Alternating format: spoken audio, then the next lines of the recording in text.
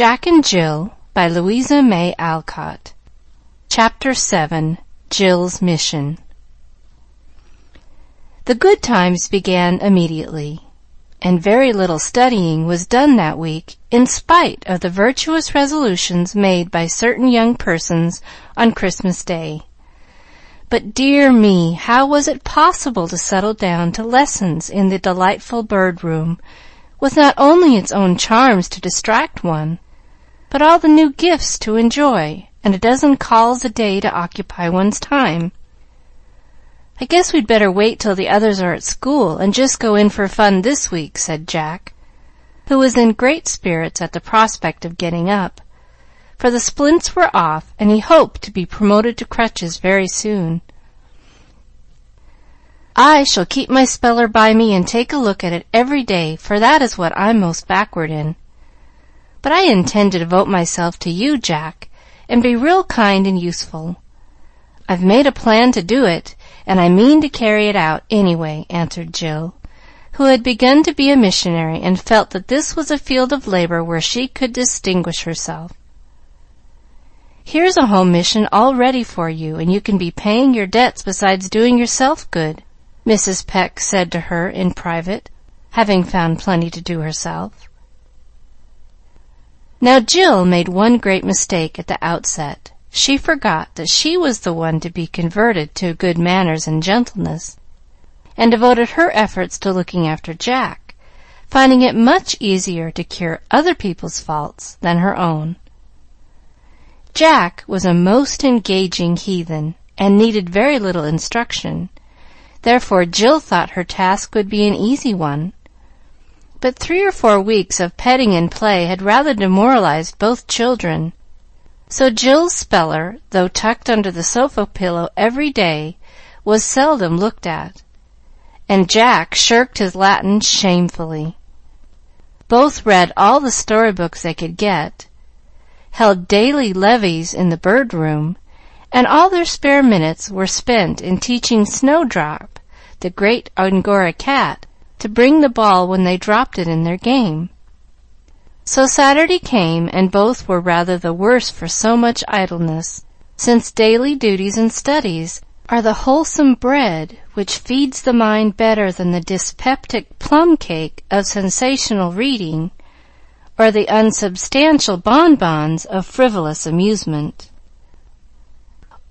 It was a stormy day, so they had few callers, and devoted themselves to arranging the album, for these books were all the rage just then, and boys met to compare, discuss, buy, sell, and swap stamps with as much interest as men on 'change gamble in stocks. Jack had a nice little collection, and had been saving up pocket money to buy a book in which to preserve his treasures. Now, thanks to Jill's timely suggestion, Frank had given him a fine one, and several friends had contributed a number of rare stamps to grace the large, inviting pages.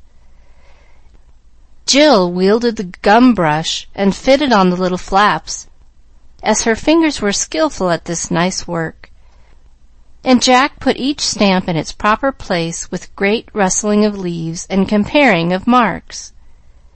Returning after a brief absence, Mrs. Minot beheld the countenances of the workers adorned with gay stamps, giving them a very curious appearance. "My dears, what new play have you got now? Are you wild Indians, or letters that have gone round the world before finding the right address?" she asked, laughing at the ridiculous sight, for both were as sober as judges, and deeply absorbed in some doubtful specimen. "Oh, we just stuck them there to keep them safe. They get lost if we leave them lying round.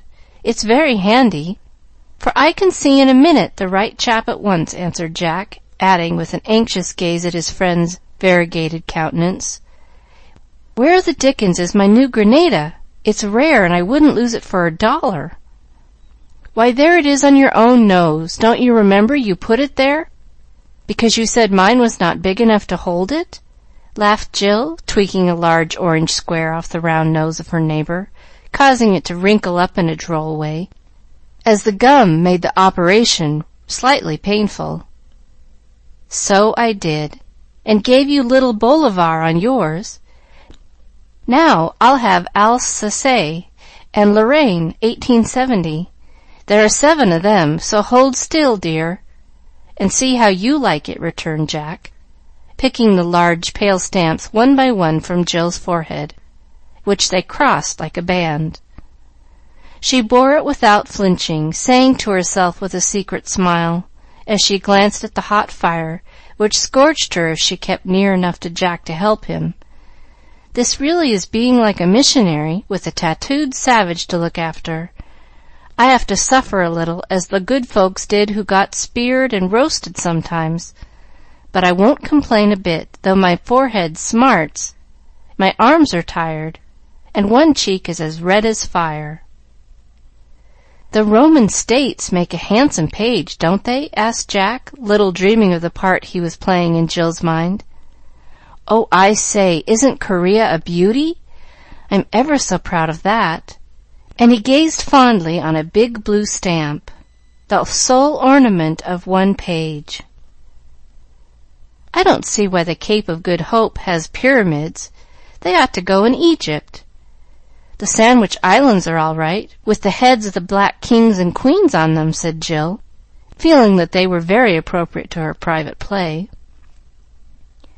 "Turkey has crescents, Australia swans, and Spain women's heads, with black bars across them. Frank says it's because they keep women shut up so, but that was only his fun. I'd rather have a good, honest green United States with Washington on it, or a blue one-center with old Franklin, than all their eagles and lions and kings and queens put together," added the Democratic boy, with a disrespectful slap on a crowned head as he settled Heligoland in its place. "Why does Austria have Mercury on the stamp, I wonder? Do they wear helmets like that?" asked Jill, with the brush handle in her mouth as she cut a fresh batch of flaps. "Maybe he was postman to the gods, so he is put on stamps now. The Prussians wear helmets, but they have spikes like the old Roman fellows. I like Prussians ever so much. They fight splendidly and always beat. Austrians have a handsome uniform, though. Talking of Romans reminds me that I have not heard your Latin for 2 days. Come, lazy bones, brace up and let us have it now. I've done my compo and shall have just time before I go out for a tramp with Gus," said Frank, putting by a neat page to dry, for he studied every day like a conscientious lad as he was. "Don't know it. Not going to try till next week. Grind away over your old Greek as much as you like, but don't bother me," answered Jack, frowning at the mere thought of the detested lesson.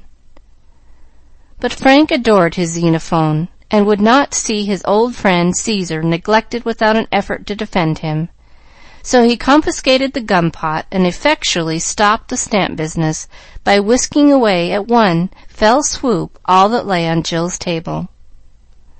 "Now then, young man, you will quit this sort of nonsense and do your lesson, or you won't see these fellows again in a hurry. You asked me to hear you, and I'm going to do it. Here's the book." Frank's tone was the dictatorial one which Jack hated, and always found hard to obey, especially when he knew he ought to do it. Usually, when his patience was tried, he strode about the room or ran off for a race around the garden, coming back breathless but good-tempered.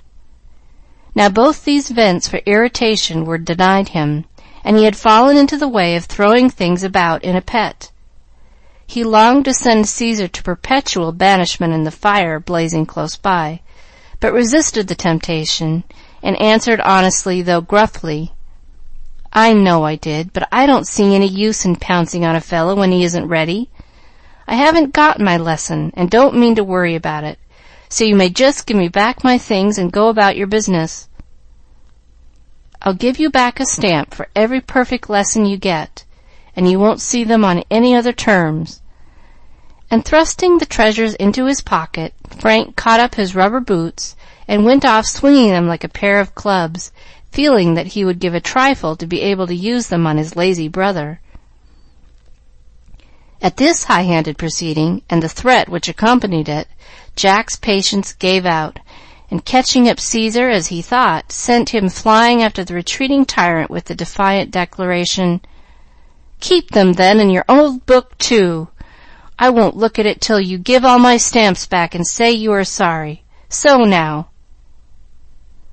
It was all over before Mama could interfere, or Jill do more than clutch and cling to the gum brush.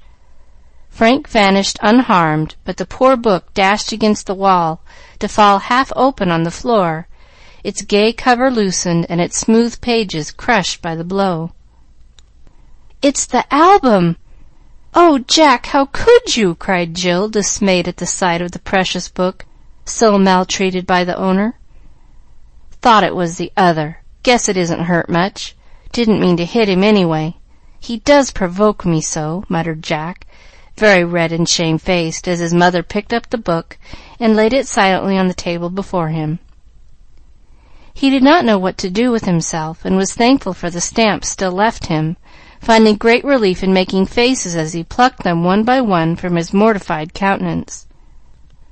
Jill looked on, half glad, half sorry, that her savage showed such signs of unconverted ferocity, and Mrs. Minot went on writing letters wearing the grave look her sons found harder to bear than another person's scolding.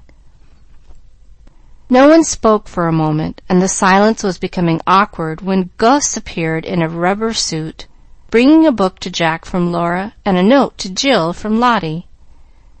"Look here, you just trundle me into my den, please. I'm going to have a nap. It's so dull to-day. I don't feel like doing much," said Jack, when Gus had done his errands, trying to look as if he knew nothing about the fracas. Jack folded his arms and departed like a warrior borne from the battlefield to be chaffed unmercifully for a pepper pot, while Gus made him comfortable in his own room. "I heard once of a boy who threw a fork at his brother and put his eye out, but he didn't mean to. And the brother forgave him, and he never did so any more," observed Jill, in a pensive mood, wishing to show that she felt all the dangers of impatience, but was sorry for the culprit. "Did the boy ever forgive himself?" asked Mrs. Minot. "No'm, I suppose not. But Jack didn't hit Frank, and feels real sorry, I know." "He might have, and hurt him very much. Our actions are in our own hands, but the consequences of them are not. Remember that, my dear, and think twice before you do anything." "Yes'm, I will." And Jill composed herself to consider what missionaries usually did when the natives hurled tomahawks and boomerangs at one another, and defied the rulers of the land. Mrs. Minot wrote one page of a new letter, then stopped, pushed her papers about, thought a little, and finally got up, saying, as if she found it impossible to resist the yearning of her heart for the naughty boy, "I'm going to see if Jack is covered up. He is so helpless, and liable to take cold. Don't stir till I come back." "No'm, I won't." Away went the tender parent to find her son studying Caesar for dear life, and all the more amiable for the little gust which had blown away the temporary irritability. The brothers were often called Thunder and Lightning, because Frank lowered and growled and was a good while clearing up, while Jack's temper came and went like a flash, and the air was all the clearer for the escape of dangerous electricity. Of course, Mama had to stop and deliver a little lecture, illustrated by sad tales of petulant boys, and punctuated with kisses, which took off the edge of these afflicting narratives. Jill, meantime, meditated morally on the superiority of her own good temper over the hasty one of her dear playmate, and just when she was feeling unusually uplifted and secure, alas, like so many of us, she fell in the most deplorable manner. Glancing across the room for something to do, she saw a sheet of paper lying exactly out of reach, where it had fluttered from the table unperceived. At first her eye rested on it as carelessly as it did on the stray stamp Frank had dropped. Then, as if one thing suggested the other, she took it into her head that the paper was Frank's composition, or, better still, a note to Annette, for the two corresponded when absence or weather prevented the daily meeting at school. "Wouldn't it be fun to keep it till he gives back Jack's stamps? It would plague him so if it was a note, and I do believe it is, for compos don't begin with 2 words on one side. I'll get it, and Jack and I will plan some way to pay him off, cross thing." Forgetting her promise not to stir, also how dishonorable it was to read other people's letters, Jill caught up the long-handled hook, often in use now, and tried to pull the paper nearer. It would not come at once, for a seam in the carpet held it, and Jill feared to tear or crumple it if she was not very careful. The hook was rather heavy and long for her to manage, and Jack usually did the fishing. So she was not very skillful, and just as she was giving a particularly quick jerk, she lost her balance, fell off the sofa, and dropped the pole with a bang. "Oh, my back!" was all she could think or say as she felt the jar all through her little body, and a corresponding fear in her guilty little mind that someone would come and find out the double mischief she had been at.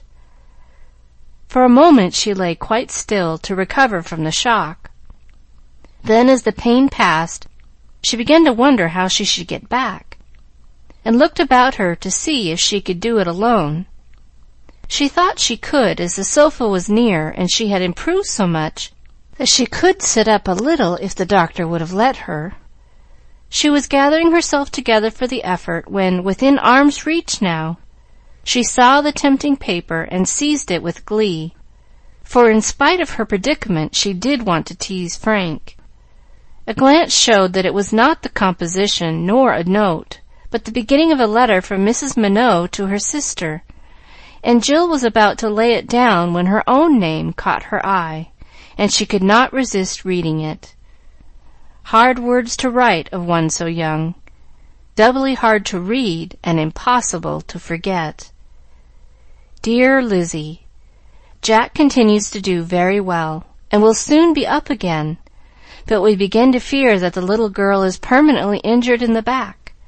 She is here, and we do our best for her, but I never look at her without thinking of Lucinda Snow, who, you remember, was bedridden for 20 years, owing to a fall at 15.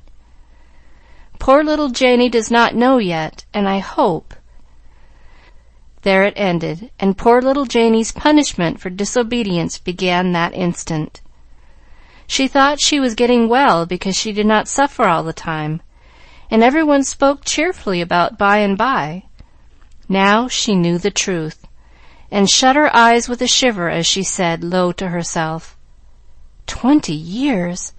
I couldn't bear it! Oh, I couldn't bear it!" A very miserable Jill lay on the floor, and for a while did not care who came and found her. Then the last words of the letter, "I hope," seemed to shine across the blackness of the dreadful 20 years, and cheer her up a bit, for despair never lives long in young hearts, and Jill was a brave child. "That is why Mammy sighs so when she dresses me, and every one is so good to me. Perhaps Mrs. Minot doesn't really know, after all. She was dreadfully scared about Jack, and he is getting well. I'd like to ask Doctor, but he might find out about the letter. Oh, dear, why didn't I just keep still and let the horrid thing alone?" As she thought that, Jill pushed the paper away, pulled herself up, and with much painful effort managed to get back to her sofa, where she laid herself down with a groan, feeling as if the 20 years had already passed over her since she tumbled off. "I've told a lie, for I said I wouldn't stir. I've hurt my back. I've done a mean thing, and I've got paid for it. A nice missionary I am. I'd better begin at home, as Mammy told me to." And Jill groaned again, remembering her mother's words. "Now I've got another secret to keep all alone, for I'd be ashamed to tell the girls. I guess I'll turn round and study my spelling, then no one will see my face." Jill looked the picture of a good, industrious child as she lay with her back to the large table, her book held so that nothing was to be seen but one cheek and a pair of lips moving busily. Fortunately, it is difficult for little sinners to act a part, and even if the face is hidden, something in the body seems to betray the internal remorse and shame. Usually Jill lay flat and still. Now her back was bent in a peculiar way as she leaned over her book, and one foot wagged nervously, while on the visible cheek was a Spanish stamp with a woman's face looking through the black bars, very suggestively if she had known it. How long the minutes seemed until someone came, and what a queer little jump her heart gave when Mrs. Minot's voice said cheerfully, "Jack is all right, and I declare, so is Jill. I really believe there is a telegraph still working somewhere between you two, and each knows what the other is about without words." "I didn't have any other book handy, so I thought I'd study a while," answered Jill, feeling that she deserved no praise for her seeming industry. She cast a sidelong glance as she spoke, and seeing that Mrs. Minot was looking for the letter, hid her face and lay so still she could hear the rustle of the paper as it was taken from the floor. It was well she did not also see the quick look the lady gave her as she turned the letter and found a red stamp sticking to the underside, for this unlucky little witness told the story. Mrs. Minot remembered having seen the stamp lying close to the sofa when she left the room, for she had had half a mind to take it to Jack, but did not, thinking Frank's plan had some advantages. She also recollected that a paper flew off the table, but being in haste she had not stopped to see what it was. Now the stamp and the letter could hardly have come together without hands, for they lay a yard apart, and here also on the unwritten portion of the page was a mark of a small green thumb. Jill had been winding wool for a stripe in her new afghan, and the green ball lay on her sofa. These signs suggested and confirmed what Mrs. Minot did not want to believe. So did the voice, attitude, and air of Jill, all very unlike her usual open, alert ways. The kind lady could easily forgive the reading of her letter, since the girl had found such sad news there. But the dangers of disobedience were serious in her case, and a glance showed that she was suffering either in mind or body, perhaps both. "I will wait for her to tell me. She is an honest child, and the truth will soon come out," thought Mrs. Minot as she took a clean sheet and Jill tried to study. "Shall I hear your lesson, dear? Jack means to recite his like a good boy, so suppose you follow his example," she said presently. "I don't know as I can say it, but I'll try." Jill did try, and got on bravely till she came to the word permanent. There she hesitated, remembering where she saw it last. "Do you know what that means?" asked her teacher, thinking to help her on by defining the word. "Always? For a great while, or something like that, doesn't it?" faltered Jill, with a tight feeling in her throat, and the color coming up as she tried to speak easily, yet felt so shame-stricken she could not. "Are you in pain, my child? Never mind the lesson. Tell me, and I'll do something for you." The kind words, the soft hand on her hot cheek, and the pity in the eyes that looked at her were too much for Jill. A sob came first, and then the truth, told with hidden face and tears that washed the blush away, and set free the honest little soul that could not hide its faults from such a friend. "I knew it all before, and was sure you would tell me, else you would not be the child I love and like to help so well." Then while she soothed Jill's trouble, Mrs. Minot told her story, and showed the letter, wishing to lessen, if possible, some part of the pain it had given. "Sly old stamp, to go and tell on me when I meant to own up and get some credit if I could, after being so mean and bad," said Jill, smiling through her tears when she saw the telltale witnesses against her. "You had better stick it in your book to remind you of the bad consequences of disobedience. Then perhaps this lesson will leave a permanent impression on your mind and memory," answered Mrs. Minot, glad to see her natural gaiety coming back, and hoping that she had forgotten the contents of the unfortunate letter. But she had not, And presently, when the sad affair had been talked over and forgiven, Jill asked slowly, as she tried to put on a brave look, "Please tell me about Lucinda Snow. If I am to be like her, I might as well know how she managed to bear it so long." "I'm sorry you ever heard of her, and yet perhaps it may help you to bear your trial, dear, which I hope will never be as heavy a one as hers.